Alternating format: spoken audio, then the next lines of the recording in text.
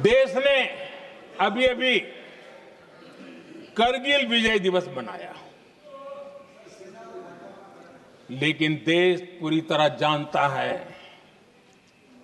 कि उनके कार्यकाल में और आज तक करगिल के विजय को कांग्रेस ने अपनाया नहीं।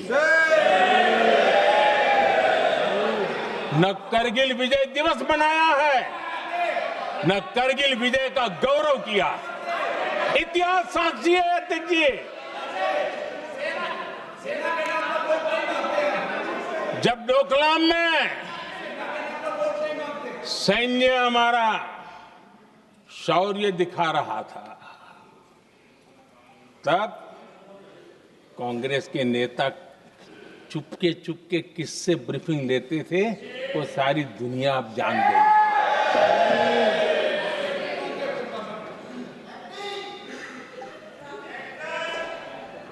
आप निकाल दीजिए पाकिस्तान के सारे बयान और यहां हमारा विरोध करने वाले लोगों के बयान, फुल स्टॉप कॉमा के साथ एक है। क्या कहेंगे इसको? और बुरा लगता है सच बोलते हैं तो। पाकिस्तान के साथ सुर में सुर मिला दिया जाता है। आदरणीय अध्यक्ष जी,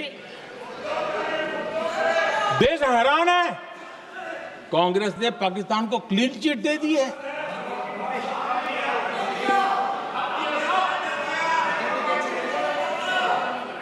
उनकी ये हिम्मत, और इनकी आदत जाती नहीं है, ये हिम्मत कि पहलगाम के आतंकी पाकिस्तानी थे, इसका सबूत दो।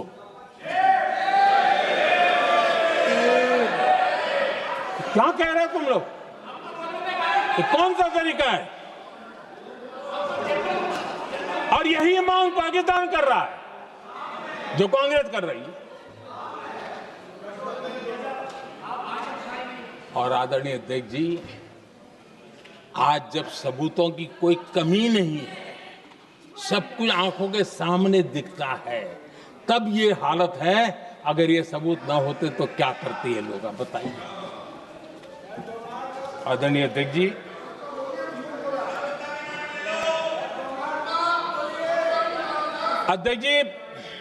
ऑपरेशन सिंदूर के एक पार्ट की तरफ तो चर्चा भी बहुत होती है, ध्यान भी जाता है, लेकिन देश के लिए कुछ गौरव की क्षणें होती हैं, ताकत की परिचय होता है, उसकी तरफ भी ध्यान जाना बहुत आकर्षित है।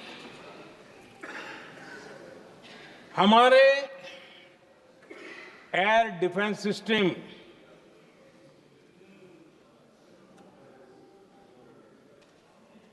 दुनिया में इसकी चर्चा है। हमारे एयर डिफेंस सिस्टम ने पाकिस्तान की मिसाइल और ड्रोन्स उसको तिनके की तरफ बिखेर दिया था।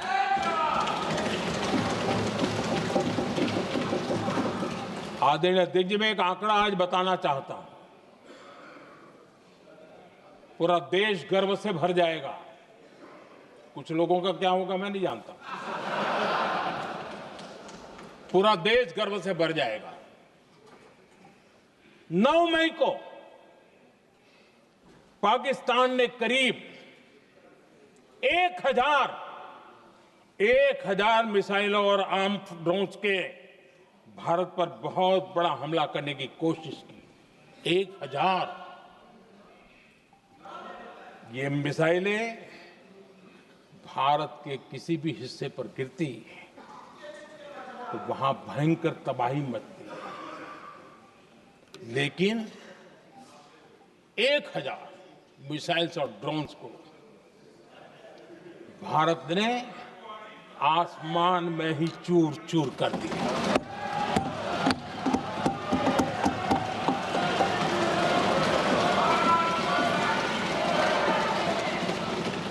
हर देशवासी को इससे गर्व हो रहा है। लेकिन जैसे कांग्रेस के लोग इंतजार कर रहे थे, कुछ तो गड़बड़ होगी यार, मोदी मरेगा, कहीं तो फंसेगा।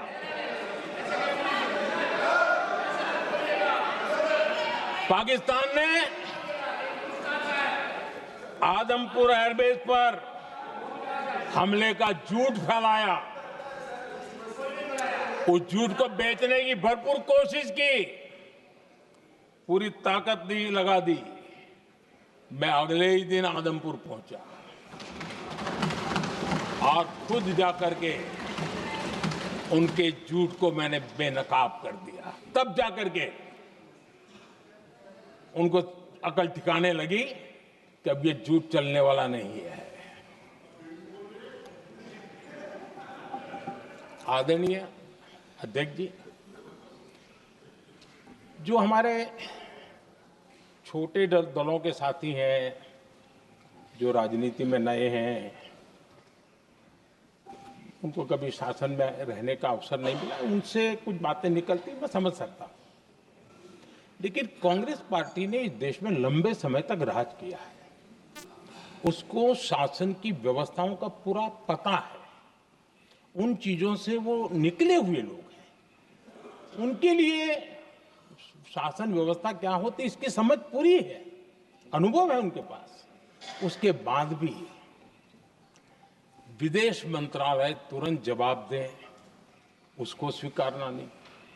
विदेश मंत्री जवाब दे, इंटरव्यू दे, बार बार बोले, उसको स्वीकारना नहीं। गृह मंत्री बोले, रक्षा मंत्री बोले, किसी पर भरोसा नहीं। जिसने इतने सालों तक राज किया, उनको देश की व्यवस्थाओं पर अगर भरोसा नहीं है, तब शक उठता है कि क्या हालत हो गई है इनकी। आदरणीय अध्यक्ष जी, अब कांग्रेस का भरोसा पाकिस्तान के रिमोट कंट्रोल से बनता है और बदलता है।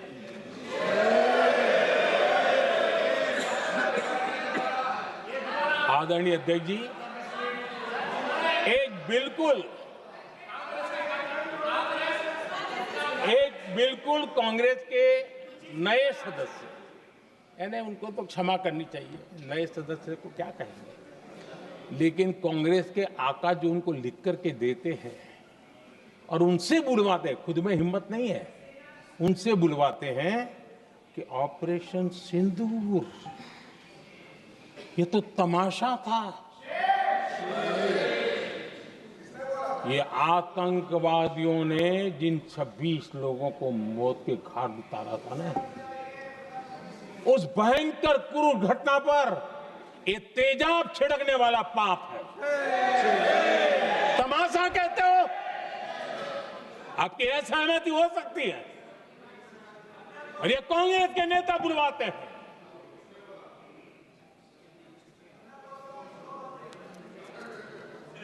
आदरणीय अध्यक्ष जी,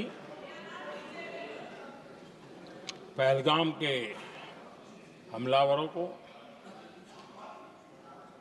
कल हमारे सुरक्षा बलों ने ऑपरेशन महादेव करके अपने अंजाम तक पहुंचाया।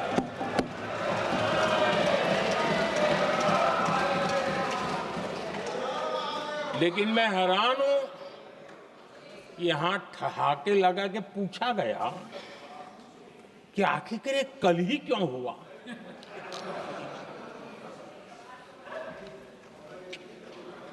अब ये क्या हो गया है मुझे समझ नहीं आ रहा है। क्या ये ऑपरेशन के लिए कोई सावन महीने का सोमवार ढूंढा गया था क्या? क्या हो गया है इन लोगों को? हताशा, निराशा इस हद तक।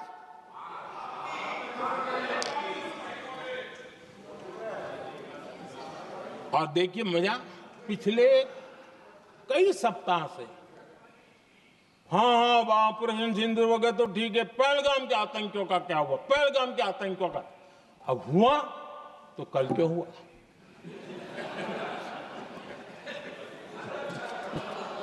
और कल ही क्यों हुआ?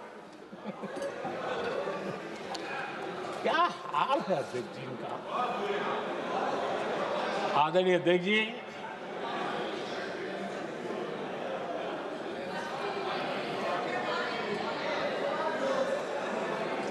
आदरणीय अध्यक्ष जी,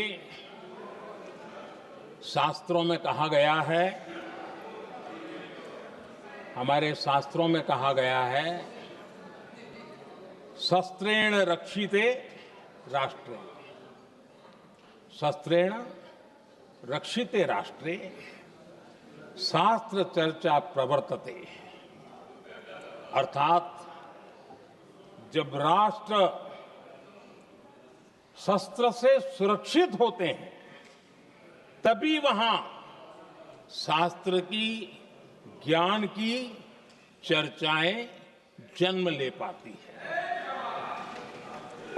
जब सीमा पर सेनाएं मजबूत होती हैं तभी लोकतंत्र प्रखर होता है। आदरणीय अध्यक्ष जी, ऑपरेशन सिंदूर बीते दशक में भारत की सेना के सशक्तिकरण का एक साक्षात प्रमाण है। ऐसे ही नहीं हुआ है। कांग्रेस के शासन के दौरान सेनाओं को आत्मनिर्भर बनाने के संबंध में सोचा तक नहीं जाता था। आज भी आत्मनिर्भर शब्द की मजाक उड़ाई जाती है। वैसे वो महात्मा गांधी से आया हुआ है, लेकिन आज भी मजाक उड़ाई जाती है। हर रक्षा सौदे में कांग्रेस अपने मौके खोजती रहती थी।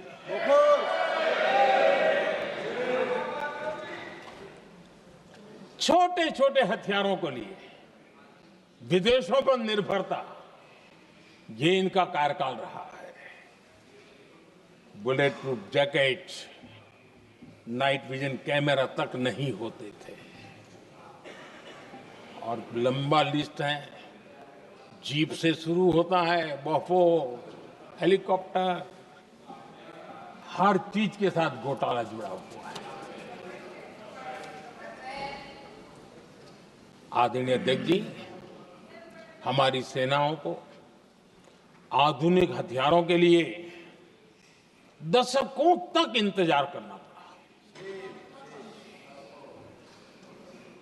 आज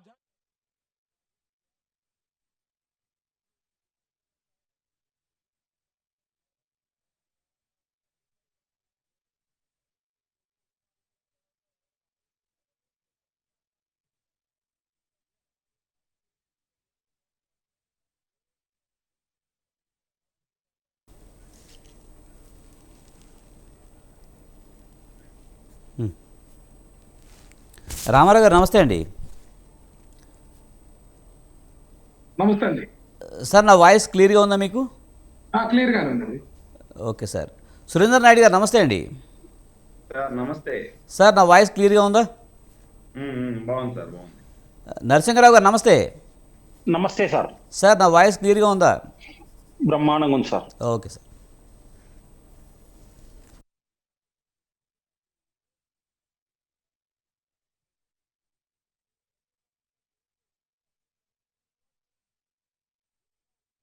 सदी में ऑपरेशन सिंदूर के संबंध में सोच भी नहीं सकता, यह हालत करके रखा हुआ था उन्होंने।